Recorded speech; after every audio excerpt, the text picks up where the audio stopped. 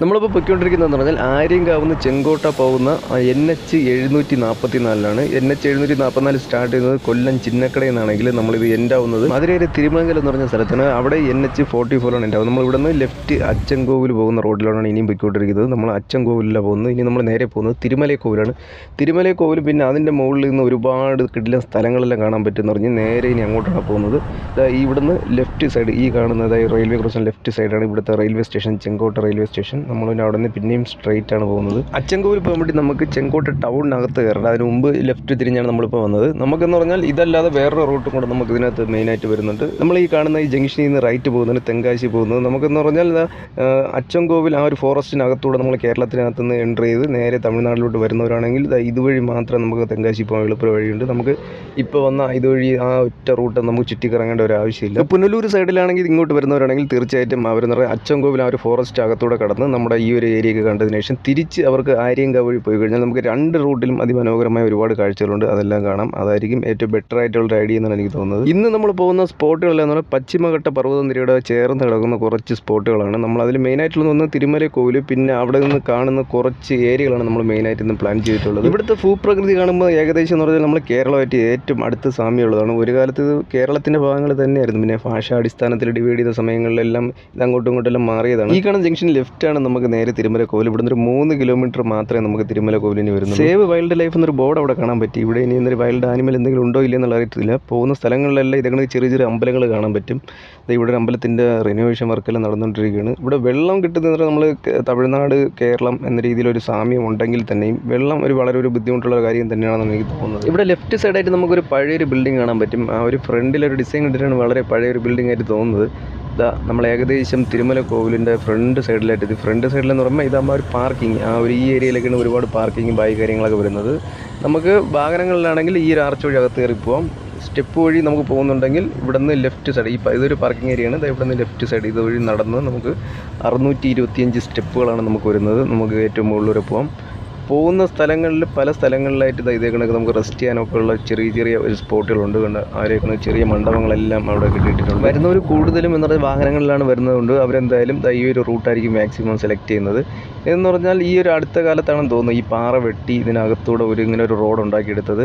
ഇത് നമുക്ക് പോകുമ്പോൾ തന്നെ കാണാൻ പറ്റും. പല സ്ഥലങ്ങളിലും പാറ ഇങ്ങനെ കണ്ട് ഇവിടെയൊക്കെ വെട്ടി കണ്ട് രണ്ട് സൈഡും പാറ വെട്ടി ഒരു റോഡ് ഉണ്ടാക്കി ഇതിനു വേണ്ടി മാത്രം അവർ റെഡിയാക്കി ഇട്ടിട്ടുള്ളതാണ്. അതിനൊരു എൻട്രി ഫീസും അവർ വാങ്ങുന്നുണ്ട്. വലിയ വാഹനങ്ങൾക്ക് 50, പിന്നെ ചെറിയ വാഹനങ്ങൾക്ക് 10, 20 ആ ഒരു റേഞ്ചിലൊക്കെ ഒരു എൻട്രി ഫീസ് വാങ്ങുന്നുണ്ട്. ഇത്രയും വലിയൊരു മല ഇങ്ങനെ പൊളിച്ചെങ്കിലും എന്ന് പറഞ്ഞാൽ അതിൻ്റെ ഒരു മനോഹാരിത നഷ്ടപ്പെടാത്ത രീതിയിൽ തന്നെ അവർ നല്ല രീതിയിൽ അത് മെയിൻറ്റെയിൻ ചെയ്ത് അവർ സെറ്റാക്കി വെച്ചിട്ടുണ്ട്. വേറെ വിഷയങ്ങളോ കാര്യങ്ങളൊന്നുമില്ല. കാണുമ്പോൾ തന്നെ നല്ല മനോഹരമായിട്ട് തന്നെ ഉണ്ട്. ഇത്ര മാത്രമാണ് നമുക്ക് വാഹനങ്ങളിൽ വരാൻ പറ്റിയ ഏരിയ. ഇനി വന്ന നേരെ ഇവിടെ പാർക്ക് ചെയ്യാം. അതിവിശാലമായിട്ട് ഏരിയ ഇവിടെയുണ്ട്. ഈ അമ്പലത്തിൻ്റെ മെയിനായിട്ട് പേര് എന്ന് പറഞ്ഞാൽ തിരുമലൈ കോവിലും എന്നറിയപ്പെടുന്നുണ്ട്. പിന്നെ തിരുമലൈ കുമാരസ്വാമി കോവിൽ എന്നറിയപ്പെടുന്നുണ്ട്. തിരുമലൈ മുരുകൻ കോവിൽ എന്നറിയപ്പെടുന്നുണ്ട്. ഇവിടുത്തെ പ്രതിഷ്ഠ എന്ന് പറഞ്ഞാൽ മുരുകനാണ് ഇവിടുത്തെ പ്രതിഷ്ഠ വരുന്നത്. ഇവിടെ വരുമ്പോൾ ആകെയുള്ളൊരു കടയെന്ന് പറഞ്ഞാൽ ഇത് മാത്രമേ ഉള്ളൂ. ഈ കടയിൽ നിന്ന് സാധനങ്ങൾ വാങ്ങുന്നുണ്ടെങ്കിൽ തീർച്ചയായിട്ടും താഴെ കിട്ടുന്നതിനേക്കാൾ റേറ്റ് കൂടുതലാണ്. ഇവിടെ കൂടുതലൊന്നും പ്രശ്നങ്ങൾ ഉണ്ടാക്കാതിരിക്കുക. അവർ വന്ന ഉടനെ അതാണ് മെയിനായിട്ട് പറയുന്നത്. പിന്നെ ഇവിടെ പാർക്കിംഗ് ഏരിയയുടെ തൊട്ടടുത്ത് തന്നെ ഇരിക്കാനുള്ള ഒരുപാട് സ്ഥലങ്ങളുണ്ട്. ഇതിനകത്തൂടെ തന്നെ ഒരു എൻട്രി ഒക്കെ കാണുന്നു. ഈ അമ്പലത്തിൽ വരുന്നവർക്ക് ഡ്രസ് കോഡ് അവർ പ്രത്യേകം ഇവിടെ എഴുതിയിട്ടുണ്ട്. ജെൻസിനാണെങ്കിൽ മുണ്ട്, ഷർട്ട്, പാൻറ് അത് യൂസ് ചെയ്യാം. ഗേൾസിനാണെങ്കിൽ സാരി, പിന്നെ സ്കാർഫ്, ചുരിദാർ, ദുപ്പട്ട ഇതൊരു പ്രത്യേകം അവിടെ എഴുതിയിട്ടുണ്ട്. ഇതാണ് ഇവിടുത്തെ ഒരു ഡ്രസ് കോഡ് എന്ന രീതിയിൽ വരുന്നത്. ഇത്ര ഹൈറ്റിലൊരിക്കലും പറ്റാത്തൊരു കുളം ഇതിൻ്റെ മുകളിൽ നമുക്ക് കാണാൻ പറ്റി. എന്നാൽ അതിമനോഹരം തന്നെയാണ്. എന്നാലും നമ്മൾ അമ്പലമെല്ലാം ചുറ്റി കണ്ടതിന് ശേഷം അതിനുശേഷമാണ് ഇവിടുത്തെ ഏറ്റവും ഹൈലൈറ്റ് ആയിട്ടുള്ളൊരു പാർട്ട് നമുക്ക് കാണാനുള്ളത്.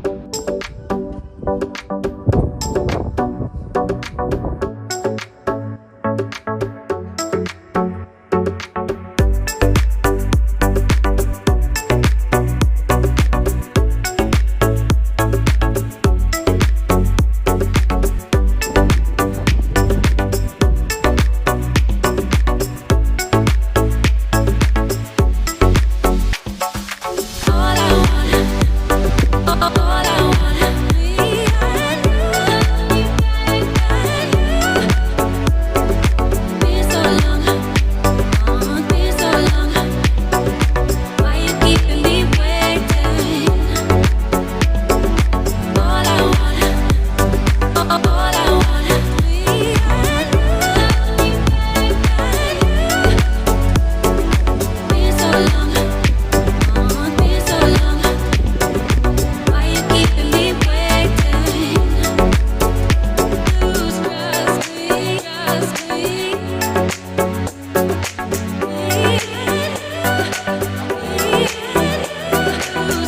അമ്പലത്തിൻ്റെ വന്ന വഴി തന്നെ എത്തിയിരിക്കണം. ഇവിടെ നിന്നാണ് നമ്മൾ യഥാർത്ഥം പറഞ്ഞാൽ ഇനി വ്യൂ നമുക്ക് തുറഞ്ഞാൽ കാണാനുള്ളത്. മെയിനായിട്ടുള്ളതെന്ന് പറഞ്ഞാൽ ഇവിടുത്തെ ഒരു വ്യൂ തന്നെയാണ്. എന്ന് പറഞ്ഞാൽ ഈ ഒരു സഹ്യപർവ്വതം എന്ന് പറയുന്ന സംഭവമായിട്ട് ചുറ്റിപ്പറ്റിയാണ് ഈ ഒരു സാധനം എല്ലാം ഇങ്ങനെ കിടക്കുന്നത്. നമ്മളിപ്പോൾ നിൽക്കുന്ന ഈ ഒരു മലനിരയും എനിക്ക് തോന്നുന്നത് ഒരു പശ്ചിമഘട്ട ഒരു പർവ്വതത്തിൻ്റെ ഒരു ഭാഗമായിട്ടുള്ളതായിരിക്കാം. നമ്മൾ വന്ന വഴിയാണ് കാണുന്നത്.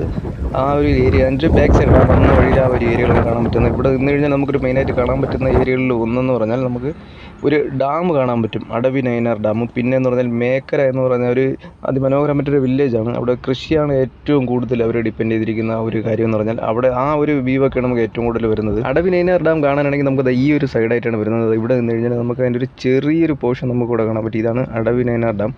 അതിൻ്റെ ഈ കാണുന്ന ഏരിയകളൊക്കെയാണ് നമ്മളിനി പോകാൻ പോകുന്നത്. ഇവിടെ നിന്ന് നമുക്ക് കാണാൻ പറ്റുന്ന മാക്സിമം ഏരിയ നമ്മളെന്ന് പറഞ്ഞാൽ ഈ ഒരു വീഡിയോയിൽ നമ്മൾ കാണിക്കുന്നതായിരിക്കും. ഇതല്ലാതെ പിന്നെ നമ്മൾ പോകാൻ പറ്റുന്നത് പുഷ്പ സിനിമ വഴി ഏറ്റവും കൂടുതൽ പ്രശസ്തമായ ഒരു പാറയുടെ മുകളിലോട്ടാണ്. അതെന്ന് പറഞ്ഞാൽ നമുക്ക് ഇവിടെ നിന്ന് കാണാൻ പറ്റും. ആ കാണുന്നതാണ്.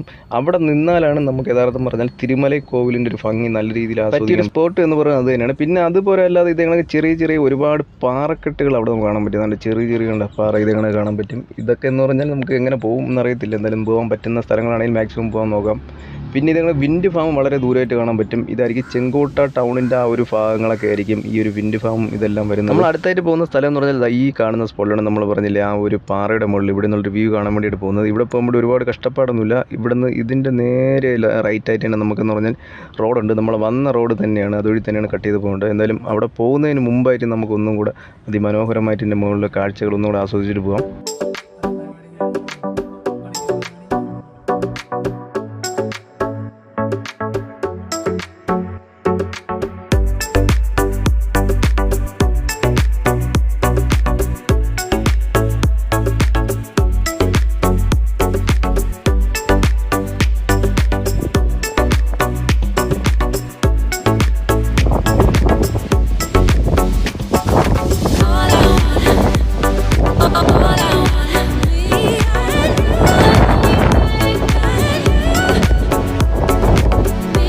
നമ്മൾ മെയിൻ റോഡ് കൂടെ വരുമ്പോൾ ഇതേ കണക്കൊരു ഗേറ്റ് കാണാൻ പറ്റും. ഇത് ഗേറ്റ് എപ്പോഴും പൂട്ടിയാണ് ഇട്ടിരിക്കുന്നത്. ഇതിൻ്റെ സൈഡ് വഴി ചെറിയൊരു വഴിയുണ്ട്. ഇതുവഴി കയറണം പോകാം. ഇത് പ്രൈവറ്റ് ഏരിയ ആണോന്ന് എനിക്കൊരു ഐഡിയ ഇല്ല. എന്തായാലും ഇതുവഴി പോയപ്പം ആരും തന്നെ ചോദിക്കാനോ പറയാൻ ആരും ഇല്ലായിരുന്നു.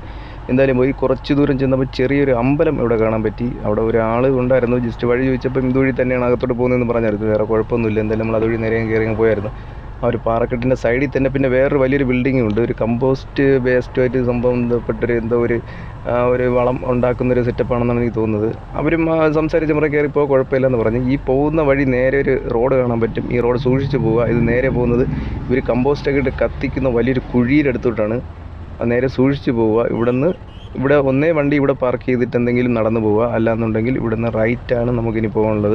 ഇതിൻ്റെ സൈഡ് വഴി ചെറിയ വഴികളാണ് വരുന്നത്. ഇവിടുന്ന് റൈറ്റ് വഴി മുകളിലോട്ട് കയറി നമുക്ക് ഈ പാറയുടെ മുകളിലോട്ട് വണ്ടി ഓടിച്ച് കയറ്റാൻ പറ്റും. നല്ല കോൺഫിഡൻസ് ഉണ്ടെങ്കിൽ മാത്രമേ ഇതിൻ്റെ മുകളിലോട്ട് വണ്ടി കൊണ്ട് പോകുള്ളൂ. ഇല്ലാന്നുണ്ടെങ്കിൽ വണ്ടി കൊണ്ട് പോകരുത്. പാറ ഒരു വല്ലാത്ത രീതിയിൽ കിടപ്പുണ്ട്. അതുപോലെ തന്നെ ഒരുപാട് ഇവിടെ തല്ലിപ്പൊളിച്ചിട്ടുണ്ട്. ഇതാണ് നമ്മുടെ ഈ ഒരു പാറയിൽ നിന്നുള്ളൊരു വ്യൂ എന്ന് പറഞ്ഞാൽ കിടിലം വ്യൂ തന്നെയാണ് ഇവിടെ നിന്നുള്ളത്. ഇതാണ് പുഷ്പ സിനിമയിൽ ഏറ്റവും കൂടുതൽ ഹൈലൈറ്റ് ആയിട്ടുള്ള ആ ഒരു സ്ഥലം എന്ന് പറഞ്ഞാൽ ഇതാണ്. ഇവിടെയാണ് ബൈക്കൊക്കെ വെച്ചിട്ട് ആ ഒരു വീഡിയോ ഒക്കെ വരുന്നത്. ഇവിടെയാണ് വരുന്നത് പുഷ്പ സിനിമയിൽ.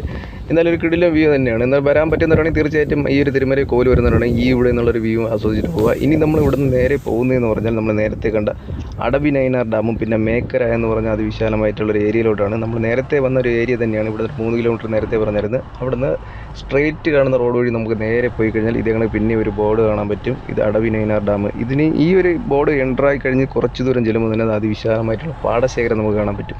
ഇനി അങ്ങോട്ട് എല്ലാം ഇതേ കണക്കുള്ള പാടശേഖരങ്ങളിലോട്ടാണ് നമ്മളിനി മെയിനായിട്ട് പോകുന്നത്.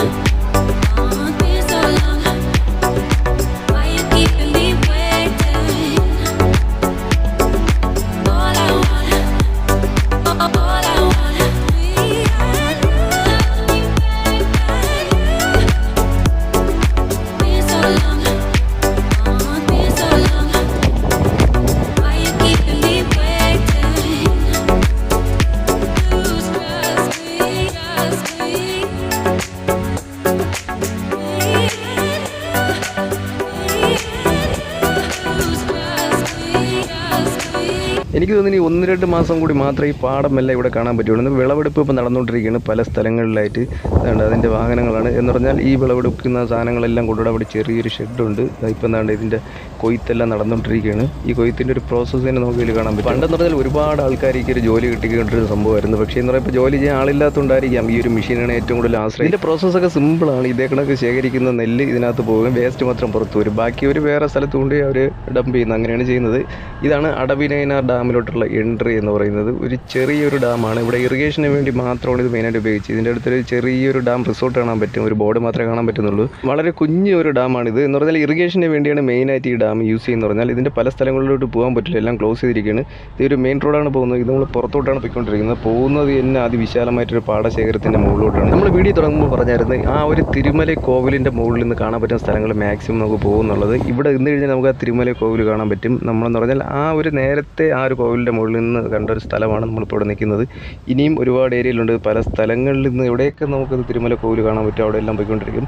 ഈ റോഡ് വഴി വന്ന് തന്നെ നമ്മൾ തിരിച്ച് വന്ന വഴി തന്നെ പോകണമെന്നില്ല. ഇത് നമ്മൾ നേരെ പോകുന്ന വടകര വഴി നമുക്ക് ചെങ്കോട്ട കയറാൻ പറ്റും. അങ്ങനെ ഒരു റൂട്ടും ഉണ്ട്. തിരിച്ച് പോകണവർക്ക് തിരിച്ചും പോകാം, അങ്ങനെ വരാം.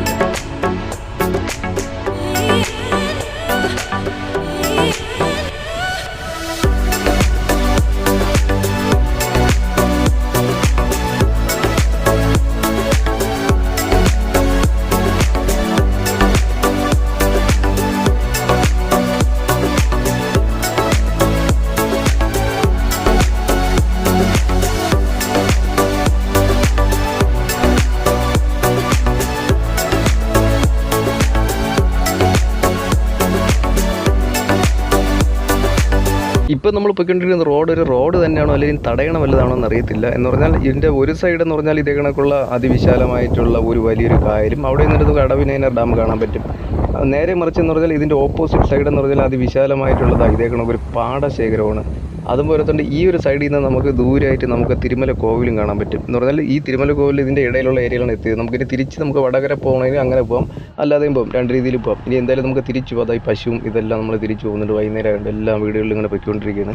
എന്തായാലും നമുക്ക് തിരിച്ചു പോകാം. ഈ പോണ വഴി തന്നെയാണ് വേറൊരു കാഴ്ചയും കാണാൻ പറ്റിയത്. കുറേ ആട്ടും കൂട്ടങ്ങളും ഒരു അപ്പൂപ്പ ഇതേ കണക്കിനെ കൊണ്ടുപോയിക്കൊണ്ടിരിക്കുന്നത്. എന്തായാലും ഉള്ള വീഡിയോ ഇഷ്ടമായെങ്കിൽ ചാനൽ സബ്സ്ക്രൈബ് ചെയ്യുക. എന്തായാലും ഇതേ കണക്കിന് ചെറിയ ചെറിയ വീഡിയോകളായിട്ട് ഇനി വരുന്നതായിരിക്കും. എന്തായാലും നമുക്ക് അടുത്തൊരു വീഡിയോയിൽ കാണാം തീർച്ചയായിട്ടും.